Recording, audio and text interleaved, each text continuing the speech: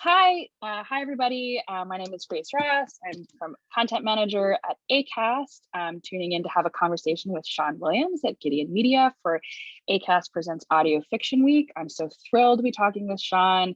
He's the executive producer at Gideon Media, which is the creators behind Steal the Stars, a number of wonderful original content that has launched this summer. I'm so thrilled to be having a conversation about derivative rights and IP and how scripted independent creators can think about other ways that they can drive revenue beyond just kind of your traditional ad sales. So Sean, I just wanted to give it over to you to tell us a little bit about Gideon Media and kind of what you guys have been working on over the past few months. Oh, great. Well, first of all, I love talking to you every time, and I love talking about this. I'm one of the two owners of Gideon Media with Mac Rogers, who is a playwright and audio fiction writer. Um, we have been, along with our team of artists, we've been producing theater in New York for more than 20 years. And then about 5 or 6 years ago, we started applying those skills to making audio shows. And over the last 3 or 4 years, while we were making independent shows, we kept finding other corporate work and just being hired out by other people.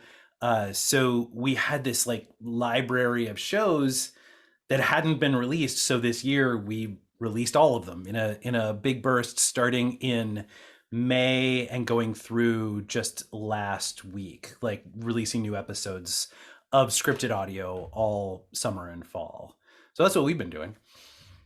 Amazing. Well, and I know you've been getting some great press for it as well. So I think we'll just start off with a quick question. So obviously, IP and owning your IP in the scripted space is really important. And so I just wanted to, punt that question to you, Sean, and like, why is it important to own your IP in the scripted space? Yeah. Well, so I don't want to like delve into any specifics, but a very good friend of mine is a writer who had a couple of extraordinarily popular and famous podcasts back in 2015 and 2016.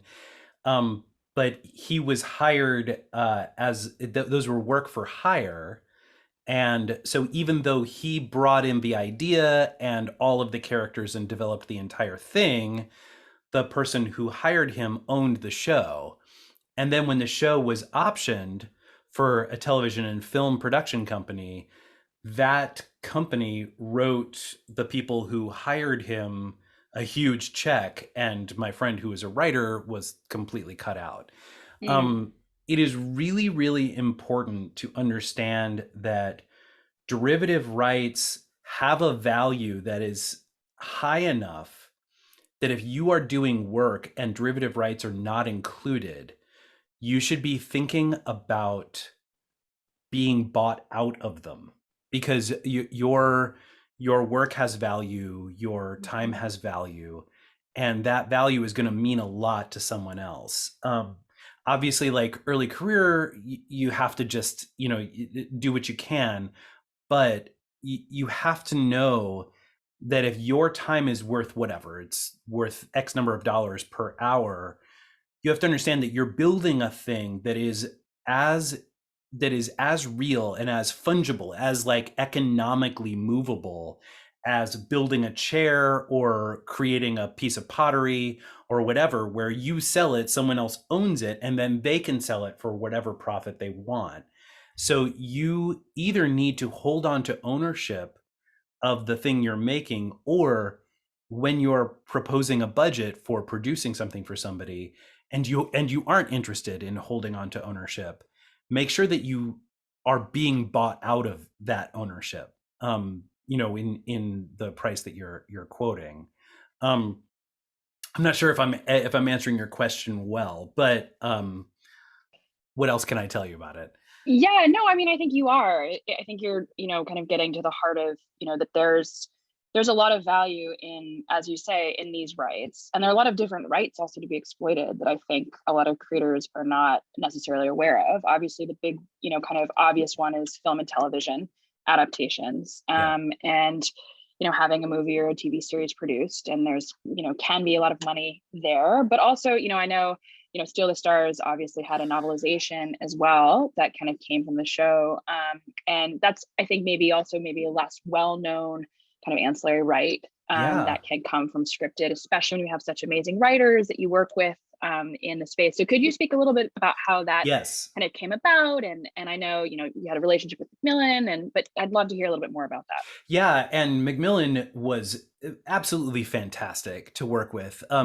We love those guys so much. And one of the producers at Macmillan, Marco Palmieri, actually moved from Tor. Macmillan owns Tor Publishing, which is a science fiction wing, and then Tor made an imprint called Tor Labs, which was what we were produced under. So it was sort of an umbrella under an umbrella. Marco actually moved on from that, and with a group of people began the company that is now Realm, which is now creating all of this audio drama. And Yeah.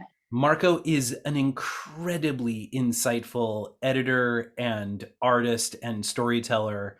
And working with him was a huge joy. Jen Gunnels, who also helped us, she was fantastic to work with. And Kathy Doyle over there, who's now sort of running the feed. She's been really, really wonderful to us. But I should say, with Steal the Stars, we knew Marco and Jen from our theater production. And we, would sit and talk in 2012 or 2013, and they would be like, well, we publish and you guys make theater.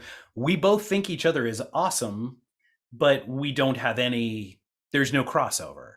But then when audio drama became this, bigger thing where there were some marketable ideas behind it, they came to us with the proposal of saying, we want to create an audio drama that we can then package and sell as an audio book, like free of all ads, just as it is, like the number of hours. And we would like to hire a writer who can novelize the podcast while you guys are making it.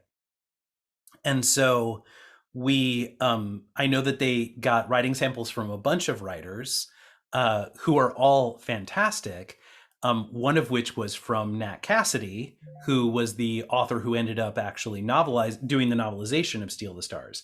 It just so happens that Nat Cassidy has been one of our dearest friends for, decades, and is an amazing, amazing writer. So we were able to develop Steal the Stars, the show, on audio. They asked for 14 half-hour episodes because they wanted enough content to be able to sell it as an audio book with all of the ads removed. And then at the same time, Nat was writing the novelization really while Mac was writing and we were producing the show. So it was a little like 2001 when they were doing the novel at the same time they were doing the movie. It worked out so beautifully, and we were so thrilled with that deal because they allowed us to hold on to the derivative rights. They own the audio, they own the feed. Nat owns his novel, but we own the characters, we own the world, we own the thing that Matt created. And so from that point forward, we were able to take that show and shop around for film and TV deals. Now, while this was happening, we were approached by an independent, two different independent game designers. One of them was a tabletop RPG, and another one was like an online multiplayer video game where they wanted to use the world of Steal the Stars as the basis for a game. And so the rights for the TV and film, the rights were optioned by a production company, but we didn't get to the distribution level. So that shopping happened for years. I mean, it was going back and forth. It was all over the place. So we had to put all the gaming rights on hold, and we had to put a possible season 2 on hold while the derivative rights were being shopped. But I should say, we produced an audio drama called Out of Sight for Reflector Entertainment. And Reflector Entertainment was started by a group of really smart people, folks from EA Sports and folks from Assassin's Creed and folks from Cirque du Soleil, weirdly, and they all came together and created this sort of like world, and they hired us to make the audio drama for them. And they, it was transmedia. It was on all fronts. So it can be a really exciting world, but there are so many levels to the derivative rights. Oh my gosh. And you've just, again, touched on so many layers that, I think maybe a lot of creators or, even listeners have no idea. I mean, games and mobile gaming, tabletop gaming, merch, right? Like if you Yeah. own your characters, you can do amazing stuff with merch, working directly with your fans. And I think it's interesting too that you talked about how when you were writing the show, kind of and really thinking about like from an audio, doing the actual podcast, you were also building out some of these other and thinking about these other kinds of spaces while you were doing that.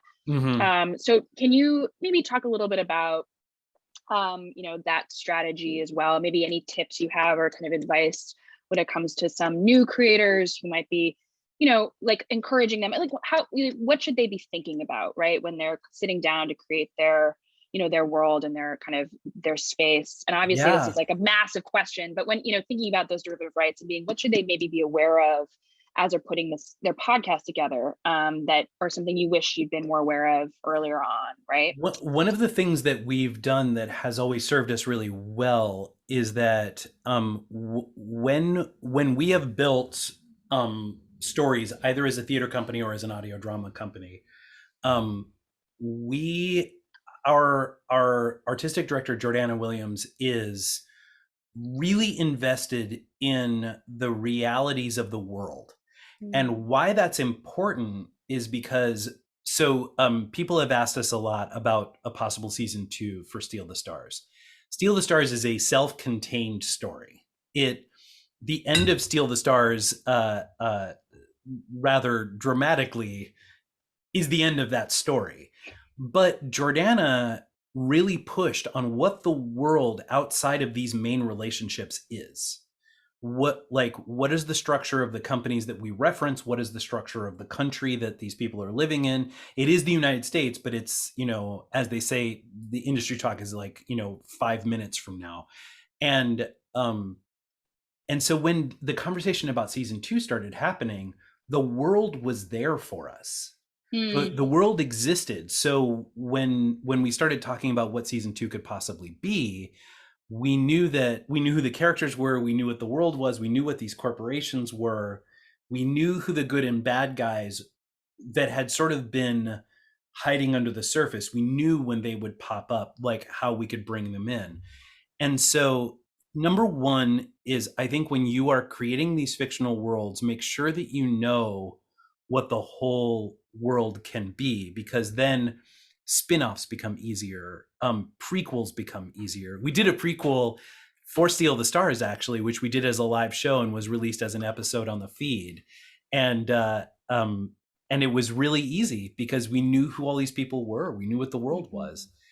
The second thing, though, is that as an audio dramatist, particularly for those of us who got into it via audio, via being musicians or people who've done a lot of recording, or if you're in publishing and you get into it through fiction, you are not going to have the same eye that a graphic designer is going to have. So when it comes to creating merch or logos or anything like that, do not think to yourself like, look, I'll get Mac Paint and throw together a thing that'll look awesome on a mug. Like, find a graphic designer that you can really invest in and who can really invest in this world that you've made, and let creative people be creative, which is sort of the cornerstone of our entire company. Yeah, I mean, I think that's a really important point as well, especially when it comes to, derivatives, because you have to let other people run with your idea to some extent in their areas of expertise. It's just something I used to say a lot to the writers, when I was a literary agent representing fiction and anything that got optioned for film and television, just gotta say, well, those writers, well, this is a pie in the sky, by the way. So few things, properties that are optioned actually get made or make it into development, as we all know, but also don't expect, to be involved, right? This is not, you've created the kind of foundation. We'll make Even sure you're worse than credited. that, Yeah. even worse than that is if they do involve you, you have to understand that you now have a boss. A friend of mine sold a book and they got brought in, and it was a story about a thing, whatever. It was a science fiction piece. And when they brought it in, they were like, I feel like this woman main character, we really want her to be like a Han Solo type, like maybe she should be a smuggler or whatever.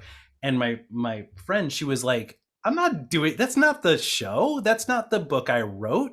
That doesn't make any sense. And finally, one of the people who bought the rights had to be like, well, if you won't do it, we'll hire a writer who will, because we own it now.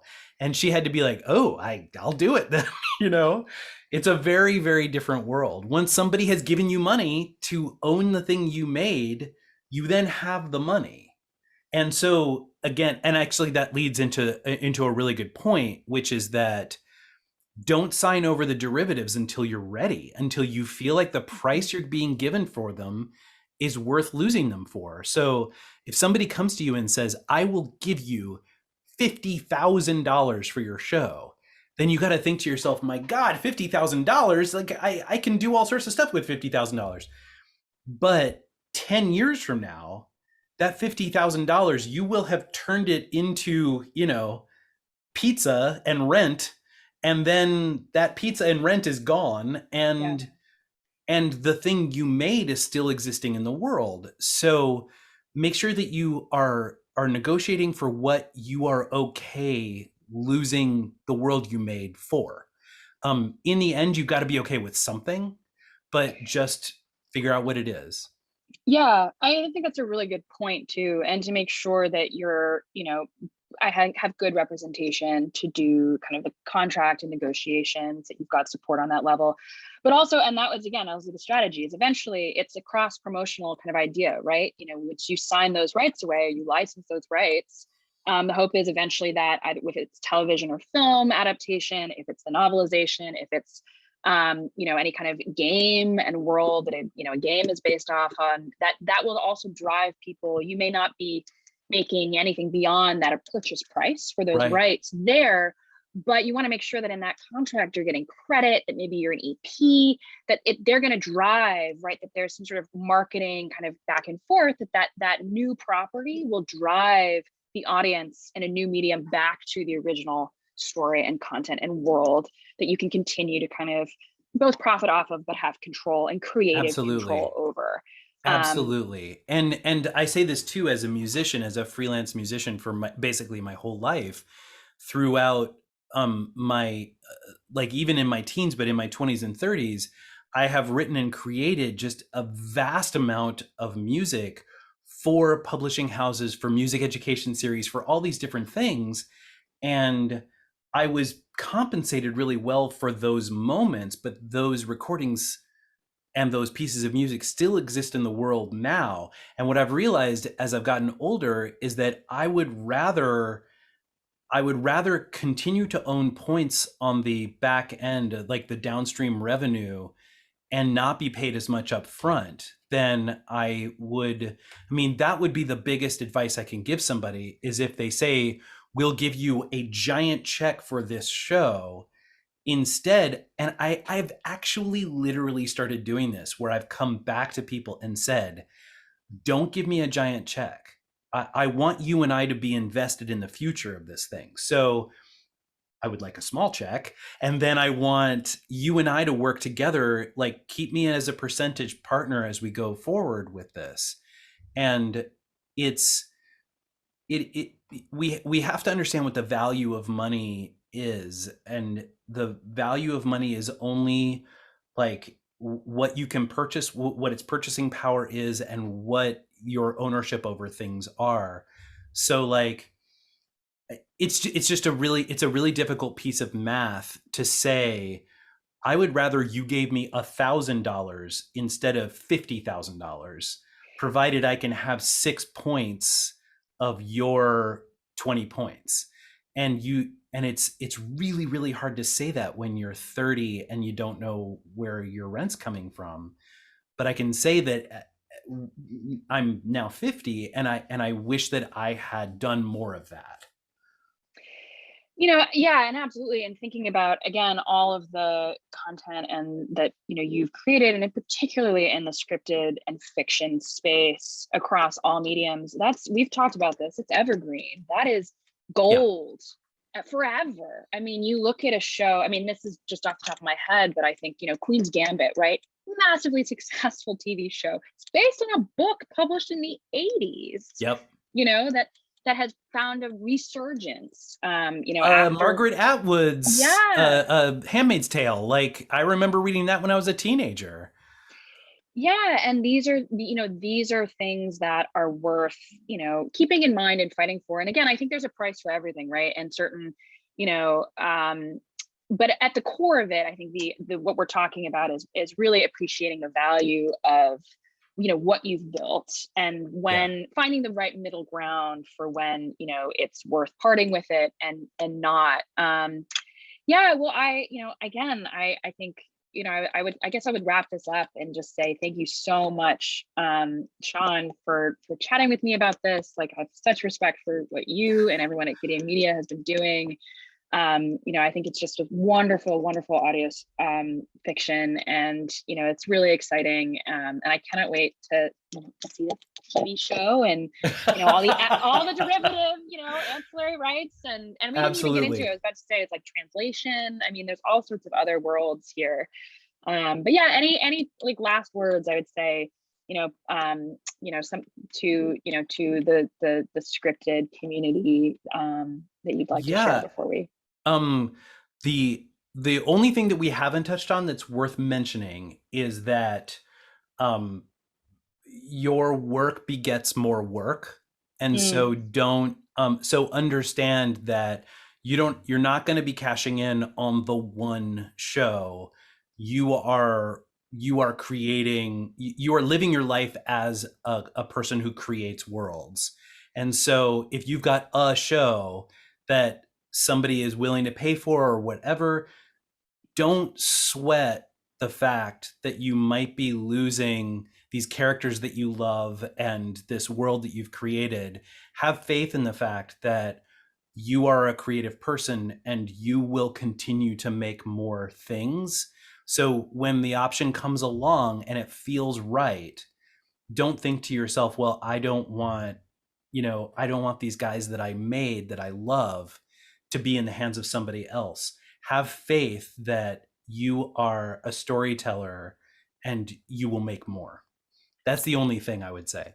Yeah, actually, and that really raises, I think, an important point. I'm glad you touched on this as well, because there's so many opportunities, in the kind of even just work for hire space, as you've established yourself, and maybe it's that one show, right, that it's kind of launches you as a creator into the universe, and that's kind of your baby, but might bring down more opportunities to adapt a comic book, right? You be attached as the writer for the audio drama adaptation of it. Or I know that a lot of the streamers are now hiring talented scripted podcasters to do, Stranger Things is doing this, like a number of properties, the Marvel DC universe, to kind of build out those brands. And that's just, you are, as a creator, right, as you say, you are the creative kind of outlet for your brand. And that's important. And deciding when you want to kind of really hold on to the rights and this, the world you created, and when it's time to kind of jump on and kind of give your creative outlets and juices another place that would forward your career and bring more viewers and more exposure to everything you're doing. I think that's a great point. Yeah, absolutely.